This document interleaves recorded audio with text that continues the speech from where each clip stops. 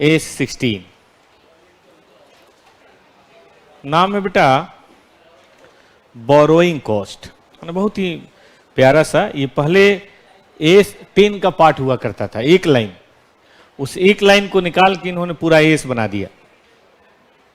जैसे अपने घर में भी कोई बात, कोई ऐसा व्यक्ति जरूर होगा जो छोटी सी बात कभी बतंगड़ बना देता हो, आप ही हैं वो। तो ऐसे ही A10 में एक छोटी सी बात थी, इंटरेस्ट, उसको निकाल के पूरा एस बनाया गया। उसके पीछे कुछ कारण था, आइए बात करते हैं। सबसे पहले तो C1 यही है कि बोरोइंग कॉस्ट क्या है। बोरोइंग कॉस्ट का मतलब है बेटा जी interest and other cost incurred in connection with borrowing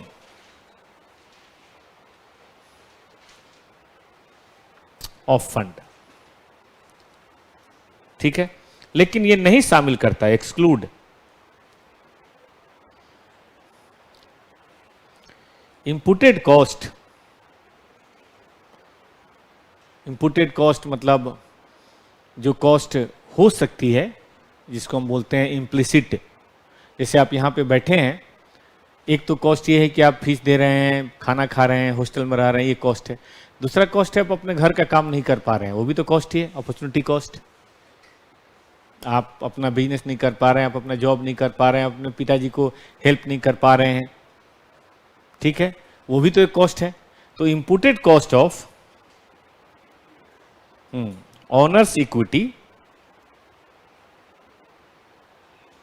और प्रेफरेंस शेयर। आपने सुना होगा उसके अंदर डिविडेंड जाता है, ध्यान है किसी को? मतलब डिविडेंड के ऊपर ये अप्लाई नहीं होता, ये किसके ऊपर अप्लाई होता है? इंटरेस्ट के ऊपर, बोरोइंग के ऊपर। उम्मीद है आप समझते हैं। एक होता है शेयर होल्डर फंड, एक होता है लोन फंड। एफएम में पढ़ते भी होंगे आप लोग। शेयर होल्डर फंड मतलब इक्विटी हो गया, प्रेफरेंस हो गया, पार्टनर्स कैपिटल हो गया, ये सब हो गया, है ना। तो इसके ऊपर भी तो जाता है dividend, preference dividend, equity dividend, उसमें भी इशू एक्सपेंस होता है, उसमें भी प्रीमियम और रिडम्पशन होता है। ठीक बात है कि नहीं? कॉस्ट तो वो भी है भाई साहब, लेकिन उस कॉस्ट को A16 में कवर नहीं किया गया है। A16 में सिर्फ किसको कवर किया गया है? Loan, bank overdraft, long term loan, short term loan, इस तरह की जो चीजें होती हैं उसके ऊपर इंटरेस्ट लगे चाहे कुछ और। ठीक है, इट इंक्लूड्स, एक्सक्लूड तो मैंने बता दिया कि ये एक्सक्लूड करता है। इंक्लूड्स करने की अगर हम बात करें तो इंक्लूड करता है इंटरेस्ट एंड कमिटमेंट चार्ज।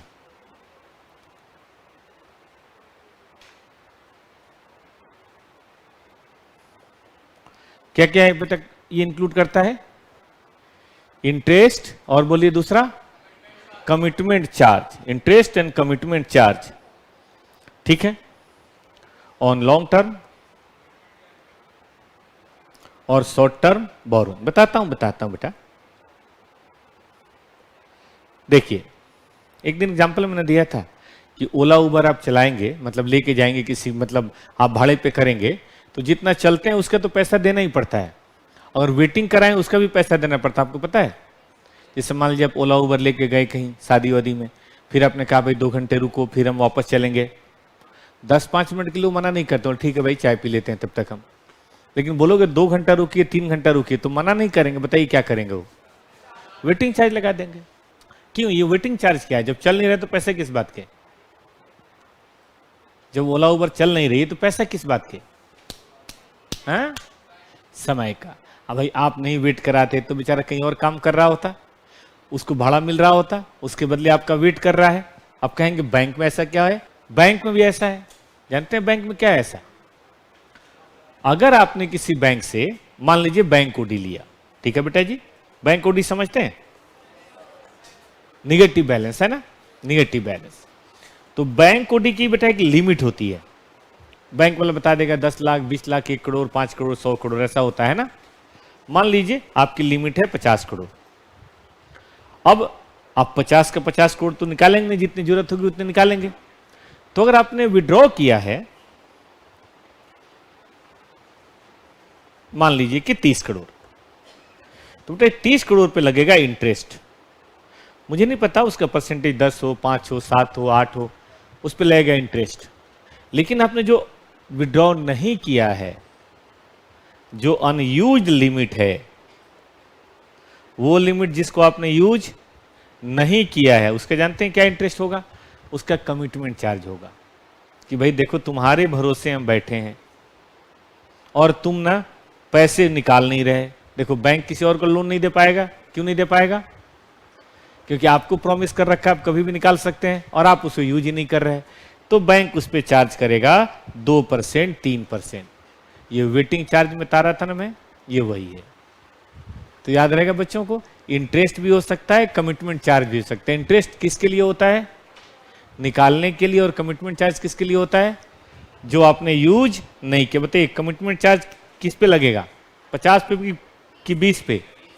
अगर आपने 40 निकाल लिया तब बताइए। 10 पे है। अगर आपने 50 निकाल लिया तो नहीं लगेगा। आपने बिल्कुल नहीं निकाला तो 50 पे लगेगा। इसी को बोलते हैं कमिटमेंट चार्ज। लगता जरूर है। ठीक है बच्चों। Number 2, amortisation of discount on issue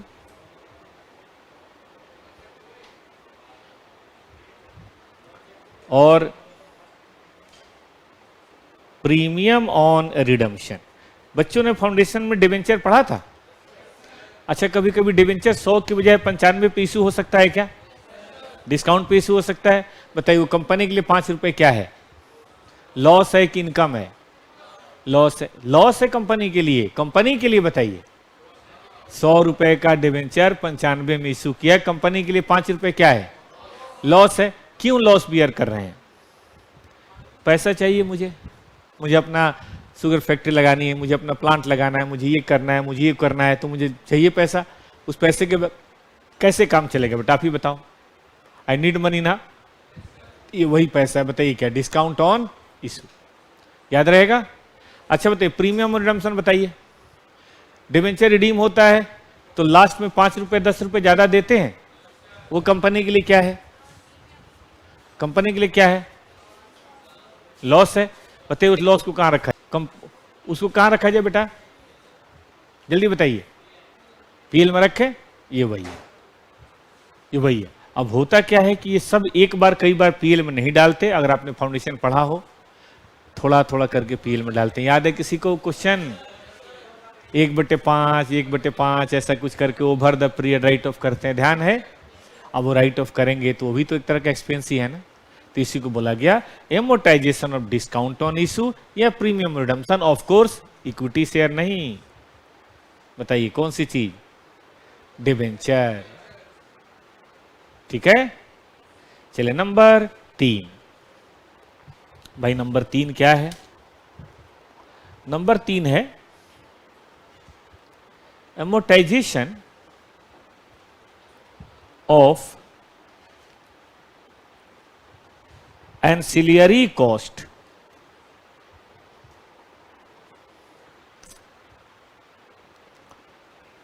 ancillary cost क्या होता है बताता हूं। आपने सुना है डिवेंचर वगैरह अगर हम इशू करें तो ब्रोकरेज या अंडरराइटिंग कमीशन लग सकता है। Underwriting commission. आपने सुना होगा लोन वगैरह में प्रोसेसिंग चार्ज लगता है। सभी प्रोस्पेक्टिव सीए बैठे हैं, मैं बता दूं सीए लोगों का एक बहुत अच्छा काम होता है फिनांस करवाना। वो फिनांस खुद नहीं देते लेकिन किसी बैंक से दिलवा देते हैं। मजेदार बात सुनिए, क्लाइंट से 1 रुपया नहीं लेते। क्लाइंट को तो उल्टा चाय भी पिलाते हैं, कॉफी भी पिलाते हैं, लेकिन फिर किससे पैसा लेते हैं? वो बैंक का। चूंकि कई साल का फायदा होने वाला है बैंक का, तो बैंक मान लीजिए उसमें से अगर 1% निकाल के दे देता है इनको तो कौन सी बड़ी बात है। वो अलग बात है बैंक काट लेता है क्लाइंट से। बैंक क्लाइंट से काट लेता है कि जिस कंपनी का भी पैसा कटा, जिस कंपनी ने भी इशू एक्सपेंसेज किए, आपको पता होगा प्रोस्पेक्टस फाइल करना होता है, आरओसी की बात होती है, मर्चेंट बैंकर होता है, लीड मैनेजर होता है। इशू ऑफ शेयर पढ़ा है किसने लॉ में? लॉ में इशू ऑफ शेयर कभी पढ़ा है या अभी नहीं आया? अच्छा आएगा तो पढ़ना, बहुत सारे खर्चे होते हैं बेटा। और छोड़ो, पेपर में भी ऐड करना पड़ता है, सोशल मीडिया में भी ऐड करना पड़ता है ना, न्यूज बनानी पड़ती है, तो वो सारी चीजें भी खर्चे ही है, फ्री में कौन क्या करता है। ठीक है, आ जाओ number 4, finance charge in hire purchase.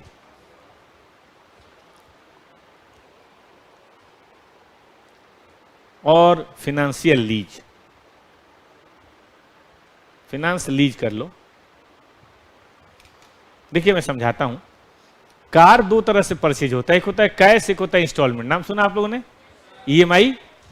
और मान लो 20 लाख की कार है, ठीक है, आप उसको 2-3 लाख रुपए दे दो, 5 लाख रुपए दे दो, कितना बच गया, कितना बच गया, 15 लाख। 15 लाख का क्या करो, हर महीने का इंस्टॉलमेंट बनवा लो। क्या बनेगा मुझे नहीं पता, 20,000, 25,000, 50,000, 1 लाख, जो भी बनेगा, इंस्टॉलमेंट बनवा लो अगले 4-5 साल के लिए। ऐसा होता है, आपको पता है 15 लाख नहीं देने पड़ेंगे, आपको देने पड़ेंगे 20-22 लाख। बताइए क्यों भैया, 8-10% इंटरेस्ट तो लेगा 3-4 साल, जब तक नहीं पे करोगे तब तक। तो आपने क्या खरीदा, 20 लाख की कार, देना पड़ा 24 लाख, 4 लाख रुपए एक्स्ट्रा है, यस और नो। एक्स्ट्रा कार के चलते हैं या लोन के चलते हैं, कार थोड़ा ना कह रहा है मुझे उधार खरीदो, कार तो कह रहा है 20 लाख रुपए लाओ। तो वो जो लोन के ऊपर इंटरेस्ट का अमाउंट है वो भी तो बोरोइंग कॉस्ट ही है या कुछ और है, वो भी तो बोरोइंग कॉस्ट ही है। अब पांचवा है जो मैंने एस 11 के अंदर आपको छुड़वाया था, अगर किसी को याद हो तो, कि एस 16 में पढ़ाएंगे, याद है किसी को, वो अब बताएंगे, लेकिन अभी नहीं, थोड़ा रुक के बताएंगे, अभी तो बस केवल लिख देता हूं। Exchange difference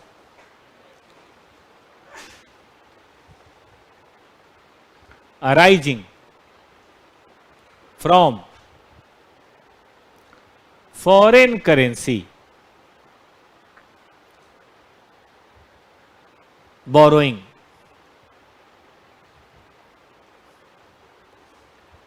to the extent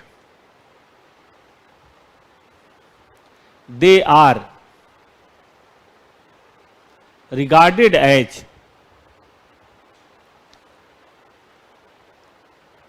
adjustment in interest rate, they are regarded as adjustment in interest rate। जितना हम उसका इंटरेस्ट रेट का एडजस्टमेंट मानते हैं, बस वो बात हमें यहां पे देखनी है। बेटा आप भी लिखो, कॉपी पे लिखो, थोड़ा मन लगेगा आपका। लिखो कॉन्सेप्ट नंबर 2,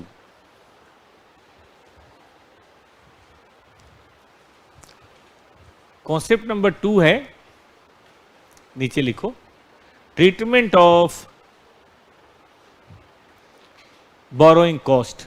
शॉर्ट में नहीं लिखूंगा, शॉर्ट में बड़ा गड़बड़ हो जाएगा, पूरा ही लिखता हूं, शॉर्ट में बीसी हो जाएगा, ठीक है कि नहीं। बोरोइंग कॉस्ट, ठीक है, ट्रीटमेंट ऑफ बोरोइंग कॉस्ट। देखिए इसका ट्रीटमेंट है,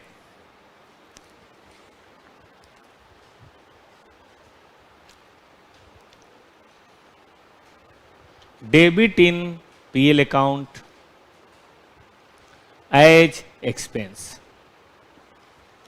आप कहेंगे इसमें कौन सी तूफान वाली बात पढ़ा रहे हो सर, ये तो हम बचपन से जानते हैं कि भाई जितने भी एक्सपेंसेज हैं उनको पीएल में ट्रांसफर करते हैं, है ना बेटा तूफान वाली बात। एक्सेप्ट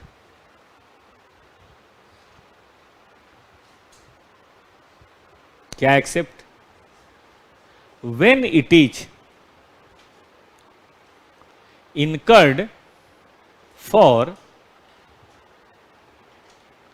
construction और एक्विजिशन, एक्विजिशन मतलब खरीदना,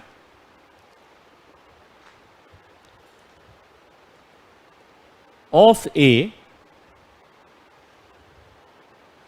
क्वालिफाइंग असेट। जानते हो ऐसे में क्या होता है,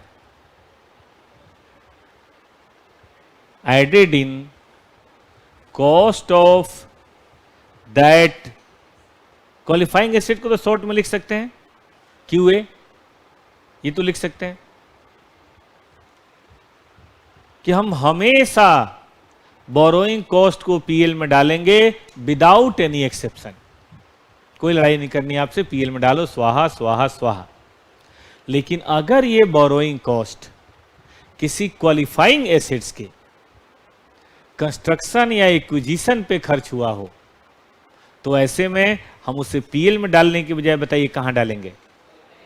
उस क्वालिफाइंग एसेट्स की कॉस्ट में जोड़ देंगे। अब आपके मन में बात आएगी कि सर ये क्वालिफाइंग एसेट्स क्या है? ठीक बात है भाई, यानी कि सभी एसेट्स की बात नहीं की जा रही है, सभी एसेट्स की बात नहीं की जा रही है। किसकी बात की जा रही है? क्वालिफाइंग एसेट्स की। भाई तो उसकी क्वालिफिकेशन क्या है? कि कोई भी ऐसी asset that necessarily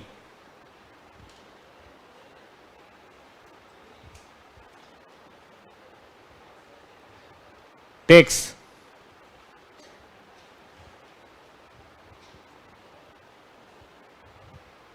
A substantial period of time to get ready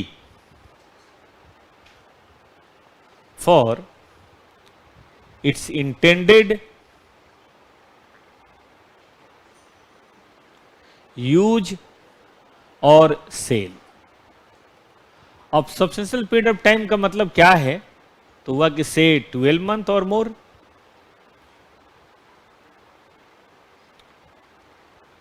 मतलब ऐसा नहीं है 8-9 महीने में भी बहुत बड़ा अमाउंट हो तो क्वालिफाई हो जाएगा, लेकिन वैसे 12 महीने या उससे ज्यादा के समय को बोलते हैं। और कोई ऐसी चीज आपके दिमाग में आ रही बेटा जिसके तैयार होने में 12 महीने से ज्यादा लगता हो? है ना? तो मान लो कोई अपनी फैक्ट्री बनवा रहा हो और उसके लिए उसने लोन ले रखा हो, तो बताइए फैक्ट्री बिल्डिंग बनने में जो समय लग रहा है वो 3 साल 4 साल लग जाता है, 2 साल लग जाता है। क्या बोलेंगे उसको? Qualifying asset. PRM obtained A loan from bank, कितना बेटा? 50 लाख, और उसको यूज किया कंस्ट्रक्शन ऑफ शेड। शेड समझते हो? फैक्ट्री देखा आपने?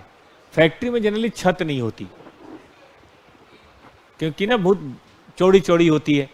अब छत डालेंगे तो गिर जाएगा नीचे, खंभे डालने पड़ेंगे, तो ना बीम लगा के, ऐसे बीम लगा के बड़ी चौड़ी चौड़ी शेड डाल देते हैं। पैसे भी कम लगते हैं, काम भी जल्दी हो जाता है और हाइट भी बहुत अच्छी रख लेते हैं, ज़्यादा लोड भी नहीं होता। उसी को बोलते हैं शेड। ठीक है। Purchase of machine, working capital मतलब stock debtor, advance for purchase of truck. Shed का कंप्लीशन मार्च में हुआ। ठीक है, शुरू यहां हुआ था। इसको ठीक कर लो, एक कर लो। अब शेड यहां बनना शुरू हुआ, यहां कंप्लीट हुआ, कितना समय लगा बेटा? 12 महीने। मशीन तो जब एक्वायर हुआ उसी दिन इंस्टॉल हो गया, रेडी फॉर यूज हो गया। डिलीवरी अभी नहीं मिली है ट्रक की। मुझे बताइए, आप इसमें से इंटरेस्ट अगर 18 लाख है तो किसको पीएल में डालेंगे और किसको एसेट में? 5.1।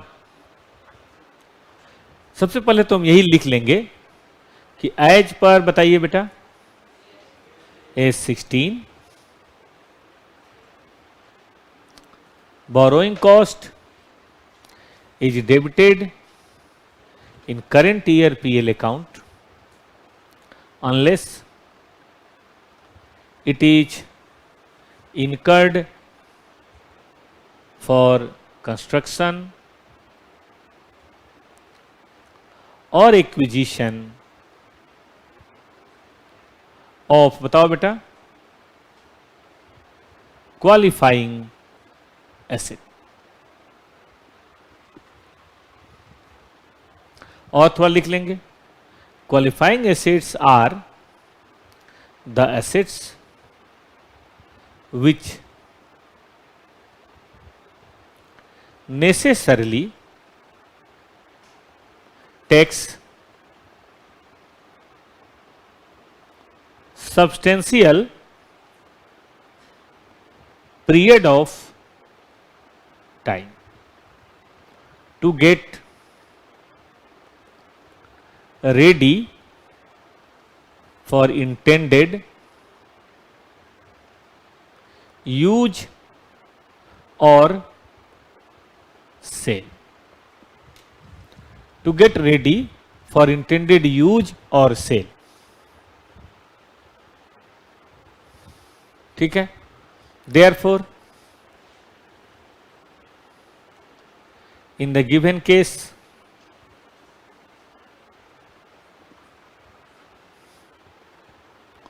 following treatment will be made. हमेशा याद रखिएगा, कोई भी एस का आंसर जब देंगे तो पहले प्रोविजन की बात करेंगे, तब आंसर की बात करेंगे। मैं ऐसा कहता हूं, इससे कुछ भी सही नहीं होगा। एस ऐसा कहता है, इससे सब कुछ सही होगा। मैं क्या सोचता हूं, ये बिल्कुल जरूरी नहीं है। एस का सोचना जरूरी है।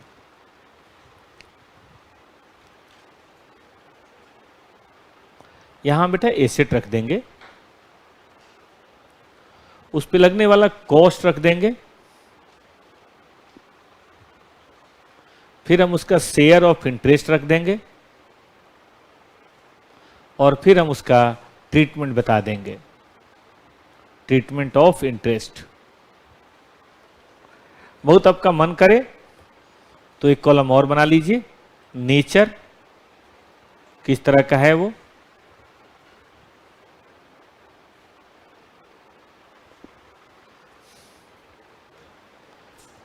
लाइन सबने दे दिया।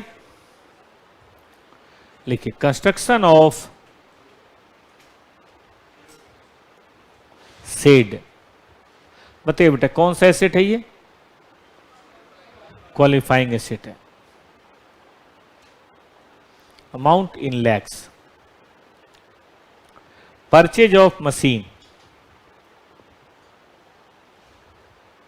Non qualifying asset,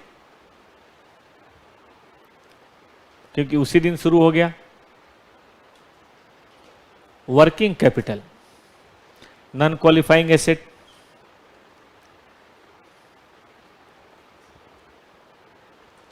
advance for truck,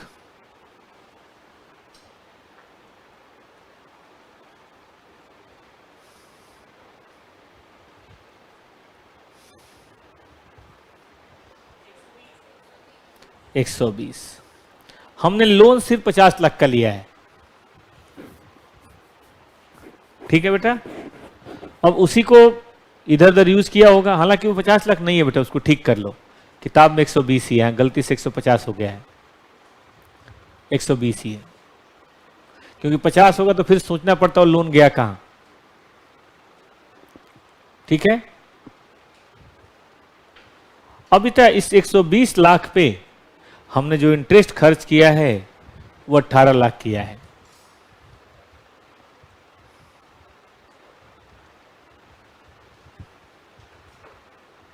ठीक, बालकों बताओगे?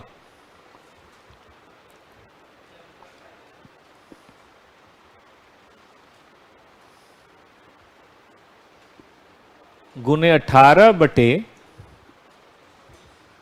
120, बोलिए तो 7.5 लाख, 6 लाख, 3 लाख। अब ट्रीटमेंट क्या कहते हो? Add in cost of said. क्यों ऐसा कह रहा हूं मैं? और इसको debit in PL account. Same treatment, same treatment. Why? ऐसा क्यों? क्योंकि ये सभी नॉन क्वालिफाइंग एसेट्स हैं।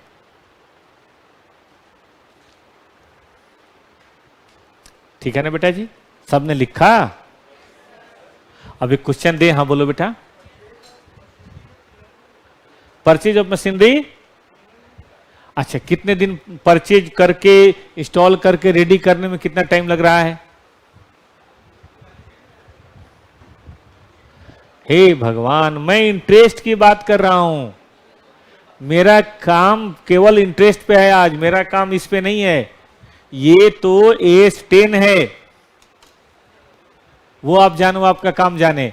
मैं तो सिखा रहा हूं कि उसके ऊपर जो ब्याज है वो PL में जाएगा, या जो ब्याज है वो बोलो बोलो ऐड होगा एसेट्स में। ये सिखा रहा हूं मैं, हमारा काम ब्याज का है आज। चलें आगे। अच्छा चलो C4 कर देते हैं, ये 2 और 3 था, कोई बात नहीं कोई बात नहीं।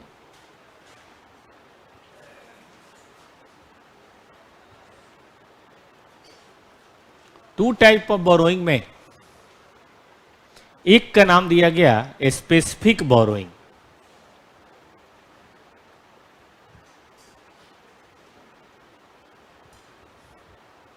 स्पेसिफिक बोरोइंग का मतलब है बेटा खास इसी के लिए बोरोइंग। जैसे हमने दिल्ली मेट्रो बनाना है तो दिल्ली गवर्नमेंट ने बैंक ऑफ जापान से दिल्ली मेट्रो के लिए ही बोरोइंग करी। वैसे दिल्ली सरकार की तो और भी प्रोजेक्ट होंगे, कहीं थर्मल पावर होगा, कहीं फ्लाईओवर होगा, कहीं कोई पार्क बन रहा होगा, कहीं कोई रोड बन रहा होगा, लेकिन उसके लिए नहीं लिया है, सिर्फ किसके लिए? दिल्ली मेट्रो के लिए लिया। मतलब हमने दिल्ली मेट्रो के लिए स्पेसिफिक 4% बैंक ऑफ जापान से लोन लिया। इसका पैसा दिल्ली मेट्रो में ही काम आएगा और कहीं काम नहीं आएगा। अच्छा, हमने एक फ्लाईओवर बन रहा है, मान लीजिए आजादपुर फ्लाईओवर, ठीक है, आजादपुर फ्लाईओवर। इसके लिए हमने स्पेशल 5% SBI से लोन लिया। बताइए इस लोन को क्या बोलेंगे? स्पेसिफिक, खास इसी के लिए। क्या ये बिजनेस में नहीं हो सकता कि भाई मान लीजिए टाटा कंसल्टेंसी ने, छोड़ो टाटा कंसल्टेंसी कुछ जरूरत नहीं है, टाटा प्रोजेक्ट्स ने काशीपुर प्रोजेक्ट के लिए फलाने से लोन लिया, गाजियाबाद के लिए फलाने से लोन लिया, ऐसा कोई DLF भी कर सकता है। यहाँ पे 200 फ्लैट बन रहा है उसके लिए उनसे लोन लिया, वहाँ 400 फ्लैट बन रहा है उसके लिए वहाँ से लोन लिया, वहाँ 500 फ्लैट बन रहा है उसके लिए वहाँ से लोन लिया, ऐसा पॉसिबल है। इसको बोलेंगे स्पेसिफिक बोरोइंग। और एक होता है दोस्तों जनरल बोरोइंग। जनरल बोरोइंग का मतलब लोन लिया चाहे खर्च कहीं भी कर रहे हो, लोन लेके थोड़ा यहां भी लगा दिया, थोड़ा वहां भी लगा दिया, थोड़ा वहां भी लगा दिया। या ऐसा भी हो सकता है कि 3-4 तरह का लोन लिया। 10% SBI loan 200 crore, 11% PNB loan, 12% yes bank loan. Total कितने हो गए? टोटल कितने हो गए बेटा? 400 करोड़। और 400 करोड़ के लोन से हमें नहीं पता हम कहां इस्तेमाल कर रहे हैं, या ऐसे नहीं बनाते, ऐसे बनाते हैं। 400 करोड़ के लोन से आपकी फैक्ट्री का सोनीपत में एक प्लांट बन रहा है, ठीक है बेटा, वही क्वालिफाइंग एसेट्स होगा। मान लेते हैं 200 करोड़ का या 250 करोड़ का आपका ना गाजियाबाद में एक प्लांट बन रहा है, लेट्स सपोज 70 करोड़ का, और बाकी वर्किंग कैपिटल के लिए आपने इस्तेमाल किया है 80 करोड़। लेकिन हम ये नहीं कह सकते कि हमने इसी वाले का यहां इस्तेमाल किया है। वो पैसा आता रहता है, खर्च होता रहता है, जरूरत सब जगह है, सब जगह हम पैसा लगा देते हैं। तो जब इस तरह की बात करते हैं तो बोलिए बेटा इसको क्या बोलेंगे हम? क्या बोलेंगे हम इसको? हाँ, जनरल बोरोइंग।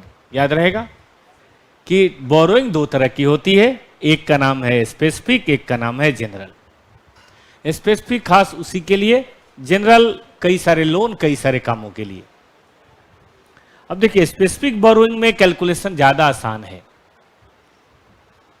दिल्ली मेट्रो में 4% ही चार्ज होगा, सही कि गलत? जो कॉस्ट है वो चार्ज होगा, हालांकि और भी डिस्काउंट होगा जो भी है। मतलब दिल्ली मेट्रो में बैंक ऑफ जापान के लोन का कॉस्ट चार्ज होगा, और हमें कोई लेना देना नहीं है। उस तरह सजादपुर में बताइए 5% वाला चार्ज होगा, क्योंकि हमें पता है ये इसके लिए है और वो इसके लिए है, वो इसके लिए है। ठीक है, तो देखिए इसका रूल है, जो एक्चुअल कॉस्ट इनकर्ड हुआ है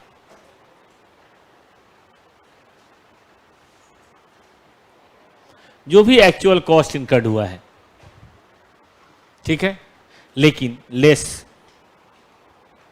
अगर कोई any income from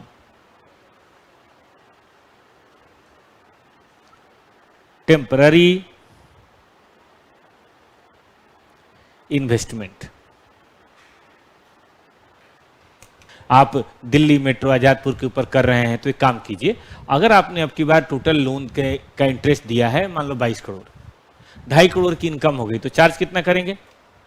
22 crore actual cost है, 2.5 करोड़ की इनकम हो गई, तो बोलिए चार्ज कितना करेंगे? चार्ज कितना करेंगे? 19.5 करोड़। एकदम सीधी बात, कोई लड़ाई नहीं। लेकिन अब बताइए सोनीपत ब्रांच में कौन से रेट से चार्ज करें? 10% से, 12% से या 11% से? सोनीपत प्लांट में हम इंटरेस्ट 250 करोड़ पे कौन से परसेंटेज से चार्ज करें? 10 करें, 12 करें, 22 करें, क्या करें? उसी तरह से गाजियाबाद प्लांट पे कौन सा चार्ज करें? ये तो चलो नहीं हो गए तो पीएल में जाएगा, लेकिन ये दो तो क्या चार्ज करेंगे? तो ये कहता है ऐसे सिचुएशन में आपको क्या लेना है बेटा? Calculate weighted average rate. ठीक है, calculate weighted average cost of capital, weighted average cost of capital.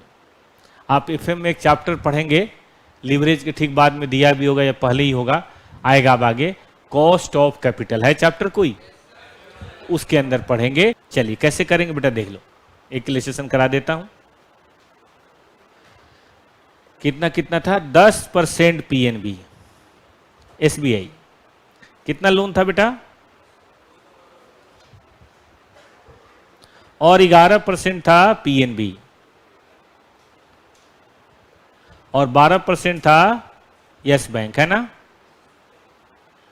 Total बताइए बेटा जी, कोई इंटरेस्ट बता सकता है? 10%, 11%, 12% आया? कैलकुलेशन में आया कितना हुआ ये? 43। WACC बहुत आसान सी बात है बेटा, टोटल कॉस्ट बटे total capital, sorry capital.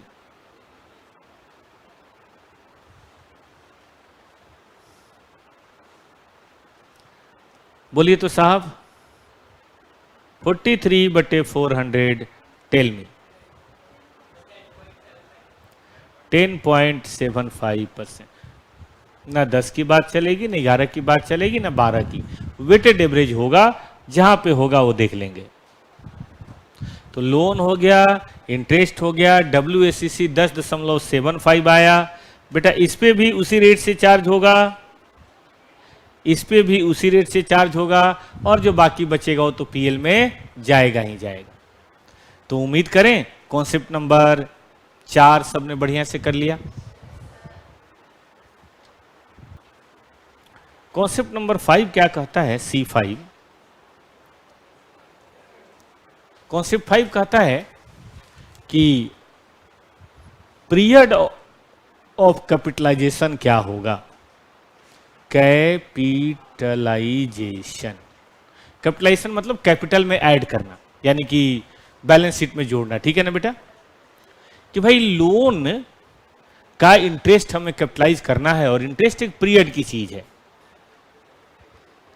Loan अभी तक नहीं चुकता हुआ और लोन अगले 50 साल नहीं चुकता होगा, क्या सब कैपिटलाइज करते जाएं?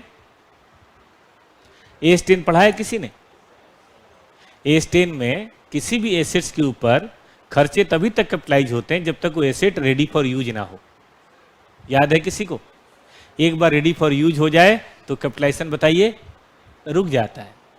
अच्छा, कई बार ऐसा भी होता है एसेट हमने शुरू से बनाना शुरू किया, लोन थोड़ा पैसा खत्म हो गया, 2 साल बाद लिया, उल्टा भी होता है, लोन आज ले लिया, किसी कारण से कंस्ट्रक्शन नहीं शुरू हुआ, 2 साल बाद शुरू हुआ। तो ये तय होना चाहिए कि कैपिटलाइजेशन कब शुरू हो, है ना, किस दिन से हम बैलेंस शीट में या एसेट में जोड़ना शुरू करें और कौन से दिन तक चले, ये बात तय होनी चाहिए। एस ने तय कर दिया, इसने कहा देख भाई 3 बातें हैं। कमेंसमेंट कब से होगा,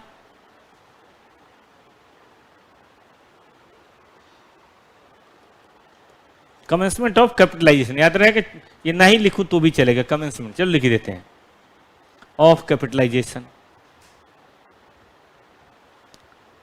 सीजेशन कब होगा, सीजेशन का मतलब क्या होता है, किसी भी चीज का बंद हो जाना।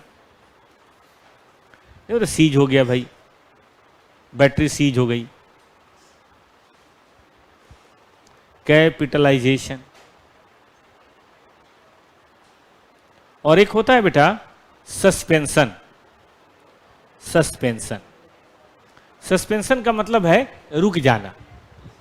सुनिए बताते हैं, कमेंसमेंट का मतलब है कि भाई किस दिन से शुरुआत करें, तो कहता है कि सस्पेंस कमेंसमेंट की 3 कंडीशन है, तीनों कंडीशन जब एक साथ पूरी होंगी, इसको बोलते हैं सिमुल्टेनियस, एक साथ तीनों कंडीशन जब फुलफिल होंगी तभी कमेंसमेंट शुरू होगा। पहला,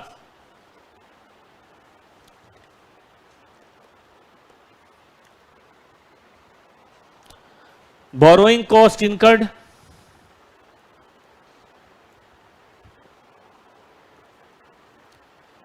देखो हम किसको कैपिटलाइज कर रहे हैं, बोरोइंग कॉस्ट को, तो बोरोइंग कॉस्ट पहले इनकर्ड तो हो, जब बोरोइंग कॉस्ट इनकर्ड ही नहीं होगा तो हम किसको कैपिटलाइज करेंगे। से मैंने लोन लिया ही नहीं बेटा, अब मैं अपने पैसे से बिल्डिंग बना रहा हूं, किसको कैपिटलाइज करूं मैं, बोलिए। मान लेते हैं, छोटा सा एग्जांपल आपको देते हैं, आपके घर वालों ने, पापा ने 2023 में बिल्डिंग बनाना शुरू किया, ठीक है, बिल्डिंग कंस्ट्रक्शन स्टार्ट हो गया, और पापा ने अब जाके थोड़ा पैसा कम पड़ गया है तो 20 लाख का लोन लिया है, और ये डेट है सितंबर 2024, लोन यहां लिया है, तो बोलिए लोन का इंटरेस्ट क्या शुरू से देना पड़ेगा, लोन का इंटरेस्ट कब देंगे, बाहर इसके बाद देंगे। तो बोलिए कमेंसमेंट ऑफ कैपिटलाइजेशन कब से करना चाहिए, गमे कोई चीज पीएल में डेबिट करनी है या कहीं कुछ करना है हो तब तो, खर्चे ही नहीं तो अकाउंटिंग क्या करेंगे, ठीक है ना। तो अपने पैसे से बना रहे हैं, कोई दिक्कत नहीं, हमने पढ़ा इक्विटी और प्रेफरेंस तो कभी कैपिटलाइज होता नहीं है, तो ये बोरोइंग कॉस्ट मान लें, ठीक है। तो कई बार काम रुक भी जाता है, ये काम शुरू ही नहीं होता, तो देखिए लिखा है कि भाई एक्टिविटीज ऑन एक्विजिशन या कंस्ट्रक्शन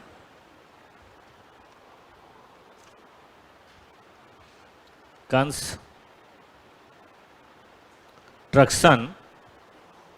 इज इनकर्ड। ये मैं क्या कहना चाह रहा हूं समझिएगा बात को। देखो बोरोइंग यहां हो गई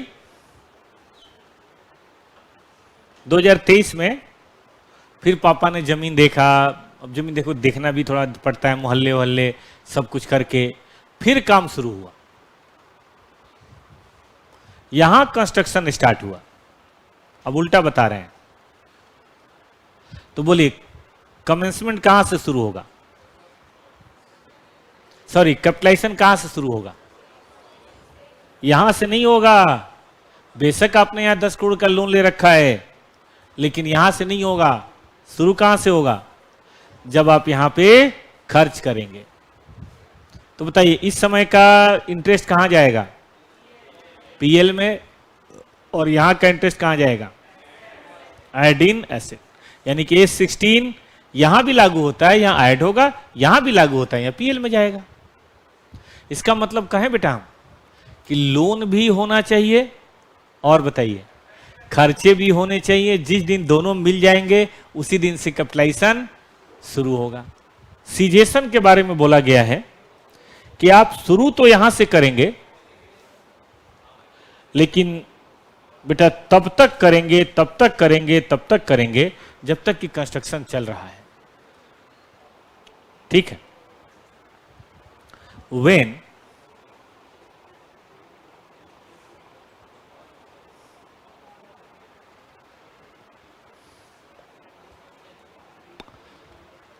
activities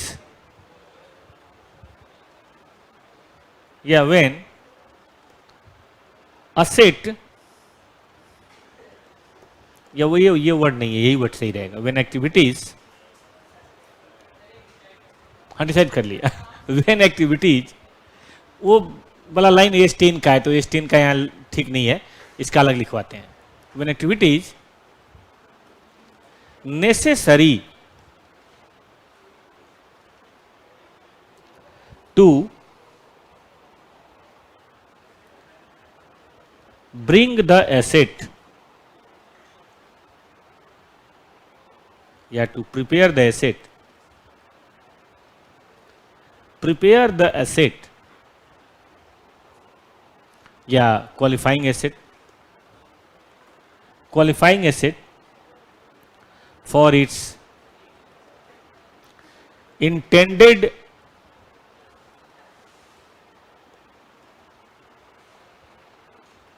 यूज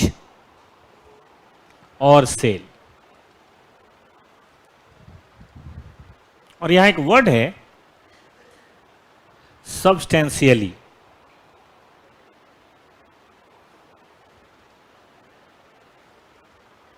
कि an activity is necessary to prepare the qualifying assets for its intended use और सेल। इंटेंडेड यूज और सेल के लिए सब्सटेंशियली जब तक आप रेडी करेंगे तब तक ये काम आपको करना है। ठीक है बेटा जी, इसी को बोलते हैं सीजेशन। बेटा कई बार क्या होता है, पार्शियल होता है, पार्शियल कंप्लीशन, ऐसा कभी होता है बेटा? मैं समझा दूंगा।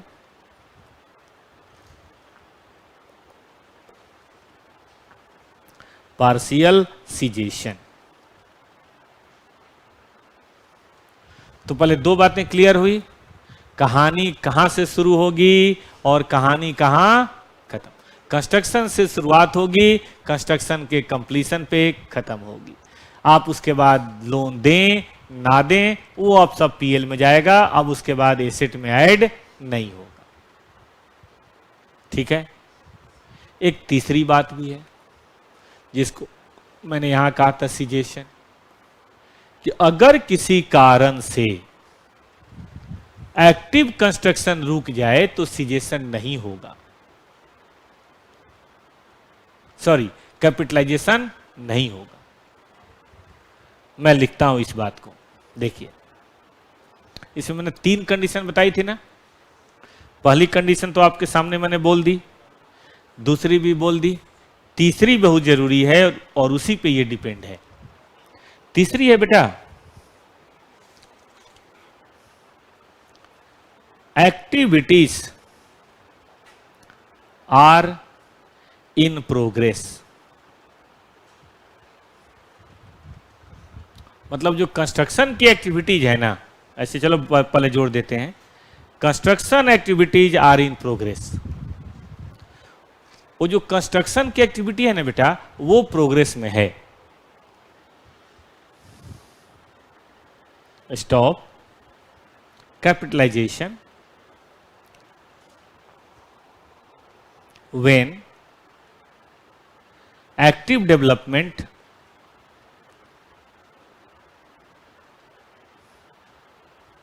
या एक्टिव कंस्ट्रक्शन इज इंटरप्टेड।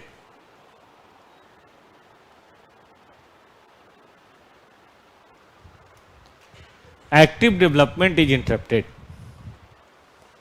कि जब एक्टिव डेवलपमेंट इंटरप्ट हो जाए, क्या हो जाए बेटा? एक्टिव डेवलपमेंट रुक जाए तब बताइए अब क्या करेंगे? हाँ, तब आप सस्पेंशन करेंगे, stop capitalisation when active development is interrupted.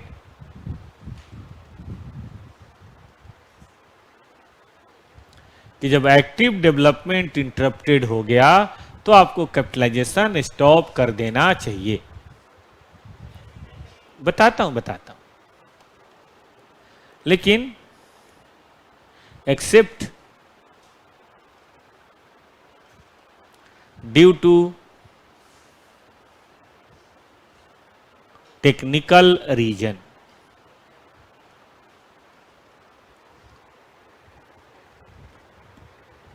जैसे मान लीजिए आपका घर बन रहा है, घर आधा बना तब तक पड़ोसी ने केस कर दिया। अब लोन तो ले लिया है आपके पिताजी ने, घर बन भी रहा है, पड़ोसी ने केस कर दिया। या रिश्तेदार कम है, गैरों से कहां लड़ाई होती है, लड़ाई तो अपनों से ही होती है। वो पड़ोसी कौन होते हैं? अपने ही चाचा भतीजा होते हैं, है ना? कि ना हमारा हिस्सा ठीक नहीं है और हिस्सा निकली हमारे, हो गया काम। अब 6 साल केस चलता रहा, फिर कंस्ट्रक्शन शुरू हुआ, बताइए क्या करें? 2023 में बनना शुरू हुआ, 24 में रुक गया, 30 तक पड़ा रहा, फिर यहां पे एक्टिविटी चालू हुई, यहां पे काम स्टॉप था, बताइए क्या करें? कोर्ट ने वो लगा दिया था, क्या बोलते हैं, स्टेटस को। हाँ भाई, जैसा है, कोर्ट भी चाहता है लड़ाई झगड़ा मत करो यार, तो कोर्ट बोलता है जैसा वैसे चुपचाप रहने दो, हम फैसला करेंगे क्या होगा। वो अलग बात है, फैसला 6 साल 10 साल बाद होगा, कई बार तो जनरेशन बीत जाती है। हमारे पड़ोस में एक मिश्रा जी हैं, तो उनके पिताजी 3 भाई थे, ठीक ठाक जमींदार टाइप के लोग थे, लोग गांव में बहुत अच्छा जमीन था। अब भाइयों में लड़ाई हो गई, 2 भाई एक तरफ, 1 भाई एक तरफ, केस मुकदमा हो गया। उनकी जितनी जमीनें हैं सब एक सरकारी को ये होता है, पता नहीं क्या बोलते हैं उसको, लिक्विडेटर नहीं बोलते उसको, कुछ और बोलते हैं। हाँ, वो आके कब्जा ले लेता है और वो क्या ही काम करेगा, गांव भर की भैंसियां चरती है उस पर। 30 साल से उनकी खेतों की जमीन ना तो ये जोत पाते हैं ना वो जोत पाते हैं। पीएल में जाएगा, उस समय का इंटरेस्ट पीएल में जाएगा, सीधी बात। स्टॉप का मतलब जानते हैं क्या है? स्टॉप का मतलब नहीं कि इंटरेस्ट नहीं लगेगा, ये पीएल में, ये ऐड इन एसेट, ये ऐड इन एसेट, मतलब ये कैपिटलाइज, ये पीएल। याद रहेगा बच्चों को? तीनों बातें याद रही? अब बताओ ये सब बातें कहां से आई है? इसी चौथी बात से आई है ना, तीसरी बात से। मतलब लोन लेना पहली शर्त है, काम शुरू करना दूसरी शर्त है, और एक्टिव कंस्ट्रक्शन तीसरी शर्त है। अच्छा, एक और बात बता दें, मान लीजिए 100 करोड़ का लोन लिया और 30 करोड़ यूज किया, बताइए कैपिटलाइजेशन कितने का इंटरेस्ट होगा? 30 करोड़ का, क्योंकि आपने एक्टिविटी उतना ही करी है, उतना ही करी आपने, ठीक बात है। बाकी 70 करोड़ का इंटरेस्ट पीएल में जाएगा। तो यहां भी आपको यह बात ध्यान देनी है। C6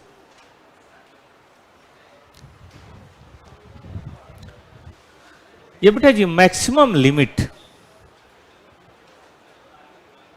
ऑफ इंटरेस्ट कैपिटलाइजेशन, कि मैक्सिमम कितना कैपिटलाइज करें। तो पहली लिमिट है बेटा up to borrowing cost incurred during the period।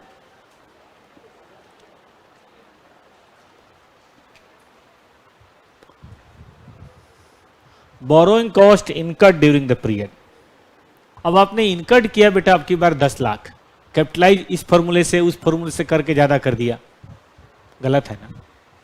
जब इनकर्ड हुआ ही 10 लाख है तो मैक्सिमम कैपिटलाइजेशन 10 लाख से ज्यादा कैसे हो जाएगी? पीएल में डालो चाहे एसेट में जोड़ो, लेकिन जो भी करना है मैक्सिमम कितना करो? मैक्सिमम बताओ बेटा कितना करो? जो कॉस्ट इनकर हुई है 10 लाख, ज्यादा कैसे हो जाएगा? ये रही पहली बात। वो कहता है कि इफ आफ्टर कैपिटलाइजेशन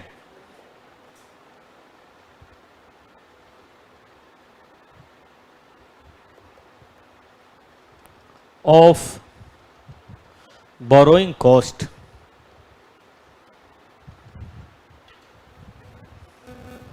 कैपिटलाइजेशन के बाद जो बोरोइंग कॉस्ट है, recoverable amount of asset exceed, नहीं गलत लिख दिया मैंने, book value of asset, book value of asset, एक बार और काटूं, ऑफ एसेट, कैरिंग अमाउंट भी लिख सकते हैं, carrying amount of asset exceeds recoverable amount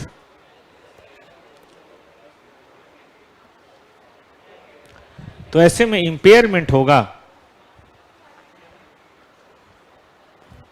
लेकिन इंपेयरमेंट होगा एज पर, जिन बच्चों ने पढ़ा है वही समझ पाएंगे इसको ज्यादा, नहीं तो जब पढ़ेंगे तब करेंगे।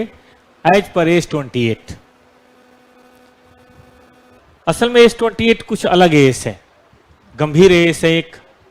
कितने बच्चों ने पढ़ा है AS28? इसमें आपने उसमें देखा होगा कि अगर किसी एसेट्स की कैरिंग अमाउंट जो है वो भी रिकवर होने के चांस नहीं है। रिकवर मतलब या तो यूज से या सेल से।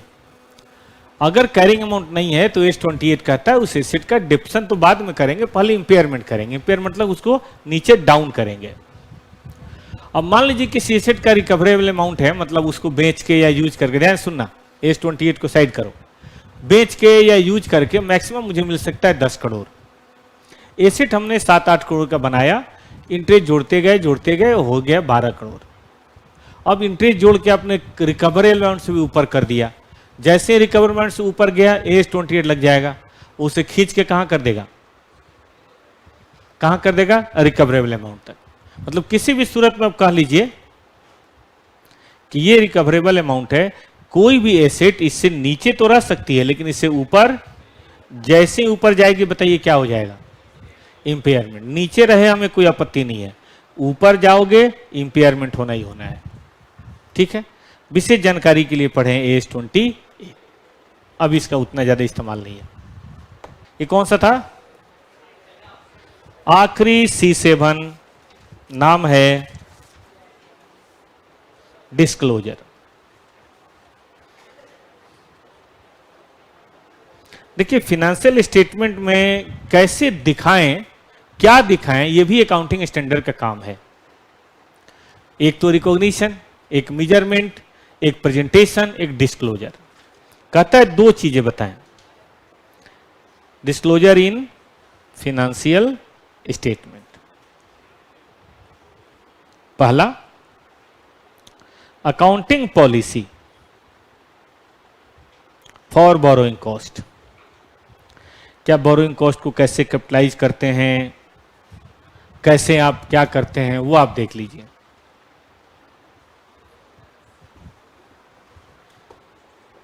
ओके, और यहां लिखिए amount of borrowing cost capitalize. कि इस साल आपने कितना बोरोइंग कॉस्ट कैपिटलाइज किया, ये नोट्स में भी अलग से दिखाएंगे। यही कहलाता है डिस्क्लोजर। आप नोट्स में भी अलग से दिखाएंगे।